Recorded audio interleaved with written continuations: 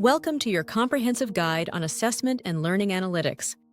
In the next few minutes, we'll break down the key concepts you need to master, from assessment types to learning analytics, feedback principles, and ethical practices. Let's get started. Assessment isn't one size fits all.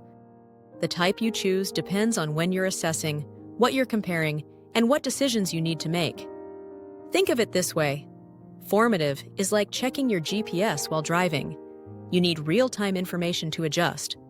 Summative is like reaching your final destination, evaluating if you got where you wanted to be. Formative assessment happens during the learning process. It's low stakes, frequent, and informs instructional adjustments.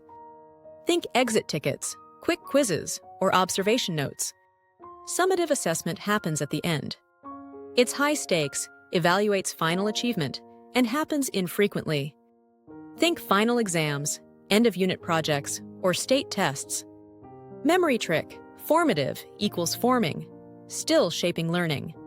Summative equals sum it up, the final total. Diagnostic assessment happens before learning begins, like a doctor's diagnosis, identifying what's missing or what gaps exist. Pre-tests and placement tests are examples. Ipsative assessment compares learners to themselves over time. From Latin EPE, meaning self, it measures individual growth regardless of how others perform. Perfect for celebrating progress. Bloom's taxonomy ranks cognitive complexity from simple to complex. Here's the hierarchy. Remember, recall facts and information. Understand.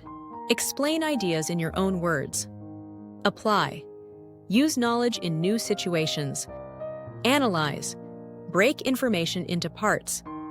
Evaluate. Make judgments based on criteria. Create. Produce something new and original. Memory device. RUAAEC. The key is alignment. If your objective says analyze, your assessment must require analysis, not just memorization. Think of analytics like a doctor's approach. Descriptive analytics asks what happened. It reports past data. 65% passed the final exam. Diagnostic analytics asks why did it happen? It investigates causes and patterns. Students who attended tutoring scored 15% higher. Predictive analytics asks what will happen. It forecasts future outcomes. Based on current patterns, this student is predicted to struggle on the final. Prescriptive analytics asks, what should we do? It recommends specific actions. These students should receive Module 2A for remediation. Quality feedback must be STAR, specific, timely, actionable, and relevant. Specific means telling them exactly what needs attention. Not good job, but your thesis statement clearly identifies your 3 main points. Timely means providing feedback while the learning is fresh. Within 24 to 48 hours is ideal. Actionable means giving clear next steps. Add 2 specific examples from the text to support each point. Relevant means addressing the learning goals and criteria, not unrelated issues. Digital assessments must follow poor guidelines. Perceivable. Can users perceive the content through at least one sense? Add alt text to images and captions to videos. Operable. Can users operate the interface? Make all functions keyboard accessible and optimize for mobile devices. Understandable. Can users understand the content and interface? Use clear language and consistent navigation. Robust. Does it work across different technologies and assistive devices? Follow web standards and test across platforms.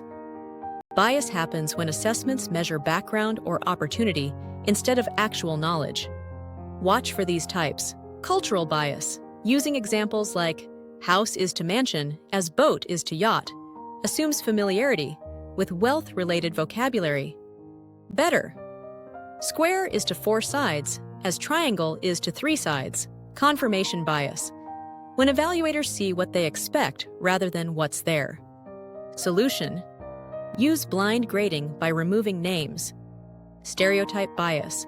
Avoid characterizations like stay-at-home mom baking cookies or Asian math student. Content validity bias. When you measure the wrong thing, like testing speed when speed isn't the learning goal. Ethics in assessment rests on 5 principles. Complete and accurate reporting. Report all relevant data, both strengths and weaknesses. Confidentiality and privacy. Protect student records and follow FERPA requirements. Equitable resource allocation. Allocate resources based on need, prioritizing achievement gaps. Acting on assessment data. Don't just collect data, take appropriate action. Providing necessary support. When assessment reveals needs, recommend and facilitate access to services. Effective assessment practice integrates all these concepts. Choose the right assessment type based on your purpose. Align it with Bloom's level. Ensure it's accessible using POUR. Eliminate bias through careful design. Provide STAR feedback. Use analytics to understand what's happening, why, and what to do. And always act ethically. Remember, every assessment concept ultimately serves your students. Assessment done well empowers learning. Let's recap the essentials. Match assessment type to purpose and timing. Align with Bloom's cognitive levels. Use the 4 analytics types progressively. Provide STAR feedback. Design for accessibility with POUR. Eliminate bias through awareness and design. Always act ethically with student data. You now have the framework to understand and apply assessment best practices. Use these concepts to make informed decisions that support every learner. Good luck on your assessment.